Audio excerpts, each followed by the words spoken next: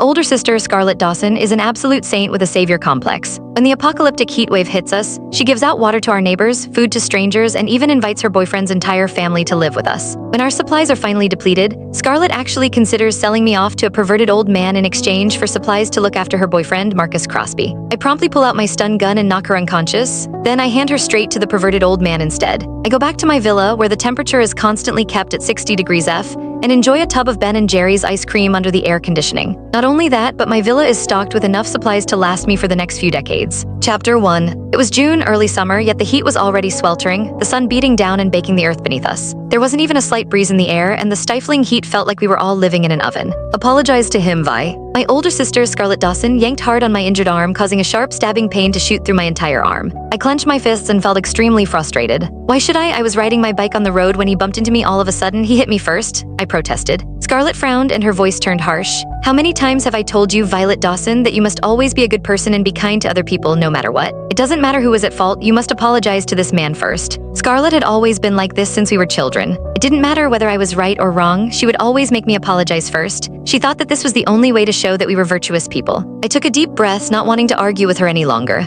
I'm not going to make it in time for the exam, I'm leaving now. I then broke free from her grasp and stood by the roadside for a long time before finally managing to flag down a cab. I was finally going to be done with all my examinations after a final math paper that day. When I opened the door, I saw a couple of other students inside the car who were also about to be late for their exams. I had, after all, accidentally flagged down a ride-sharing cab. Just as I was about to hop in, Scarlett shoved me aside and helped the injured man who bumped into me earlier into the cab instead. Excuse me, sir, but can you send this man to the hospital after you've sent these students to school? The cab driver was a little hesitant. The exams will be starting very soon, and she's going to be late if she doesn't go now. Shouldn't I be sending her along first? Scarlett shook her head and spoke in a kind, gentle voice once more. It's fine, I'll just get another cab for her. It's too hot today. I don't think there'll be any other people on the road willing to stop and take her there, the cab driver said. It's fine, she's terrible at her studies anyway, so it doesn't matter whether she misses this paper or not, Scarlett replied.